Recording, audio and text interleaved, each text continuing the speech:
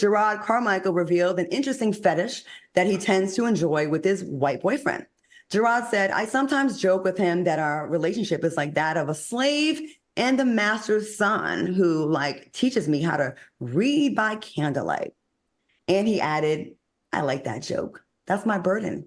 I think that bleeps hilarious. Do you think he's taking it too far? And do you have any controversial fetishes? Alice, go to you first. Well, yeah, because I'm the fetish king here.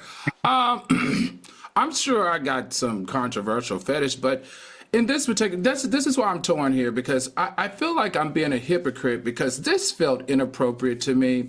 It made me very uncomfortable to hear. It feels like a lot of self-hate speech, if you ask me. I really encourage the soulmates to go online and listen to how he told the joke because he was like, "Oh, master, and I'm gonna serve you real good, master." So it just says to me, does Jerrod Carmichael, do you have any black friends around you on a regular basis that you run your jokes by? Because I can't imagine if he told this joke and how he told it on that stage with all of those in the audience laughing, that they would say that that was okay. To me, like I said, it felt like hate speech, and this could be why his mother is concerned. Now, mothers be knowing stuff. Mothers be knowing stuff about their kids. So this could be concerning. This could be why his mother is not as supportive as people felt she should have been, according to the documentary. But for me, and listen, I believe in role playing.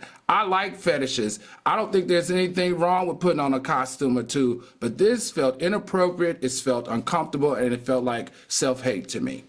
All right. Armand, what do you think? I totally agree. I'm never comfortable with this. And we kind of talked about this in one of the other shows about how it is in West Hollywood and how it is with, these white men and black guys. They treat you like a fetish. And it's not even just being out and about. You can even see it in adult, films. Like it's a thing. Like the way that they edit it, the way that they, curate like the filter on the content. Like it's a thing that really goes deep. And I just feel like this screams like white acceptance. This screams like, hey, I'm the black guy that's okay with you using the N-word around me. You know what I'm saying? And I can be your freaky boy toy. And I'm black too, and I'm dark skinned with a black family, so it's okay. And so that, he feels like he can get invited to parties, and his status goes up in Hollywood because he's the cool black guy that doesn't take anything personal. And also he'll let you call him the N-word and let you race bait him, and live out all your deep, feedy, kinky fetishes through him. Like it's really, really, really, really sick. And it's unfortunate that black gay men have to go through this and do this and subject themselves to this kind of,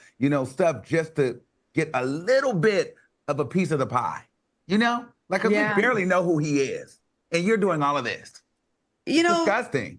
I miss the time where people kept inside thoughts inside and, there's bring back shame. If you have a fetish where you're the little slave boy and you have your master teaching you how to read and write by the candlelight, maybe you want to keep that to yourself.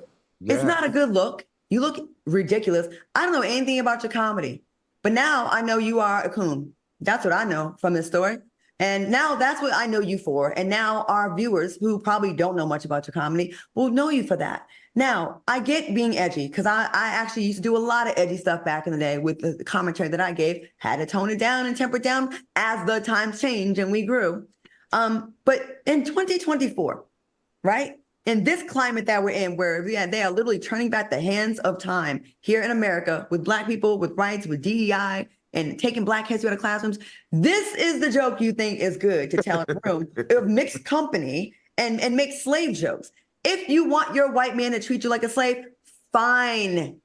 Once again, keep it to yourself because it doesn't make us like you more. And if you think white people like you more now, no, it's kind of like when you get patted on the head.